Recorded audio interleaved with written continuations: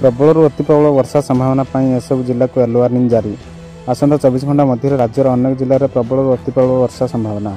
यह जिलागुड़िक भुवनेश्वर पाणीपाग केन्द्र पक्षर yellow warning जारी कराଯାଇଛି। यह जिलागुड़िक मध्य सुंदरगढ़, झारसुगुड़ा, बरगढ़, सम्बलपुर, देवगढ़, अनुगुल, केन्दुझर और मयूरभंज रही। सेहीपरि मालकानगिरी, कोरापुट, नवरंगपुर, कलाहांडी, ढेंकानाल, जाजपुर, कटक, भद्रक, बालेश्वर, केन्द्रापड़ा, जगतसिंहपुर, पुरी और खुर्दा आदि जिला को प्रबल वर्षा येलो वार्निंग जारी कराଯାଇଛି। एसहित आसंता 16 तारिख जाए राज्यर विभिन्न जिले में प्रबल वर्षा संभावना रही। प्रबल वर्षा संभावना दृष्टि रखी अंचल पाणीपाग केन्द्र पक्षर उक्त जिलागुड़िक येलो वार्निंग जारी कराଯାଇଛି। 16 तारिख पर राज्यर पाग मुख्यतः शुखला रहिबो। एवं सुधा सुंदरगढ़ में सर्वाधिक तापमात्रा 35 डिग्री सेल्सियस रही, फुलबाणी सर्वनिम्न तापमात्रा 19 डिग्री रही।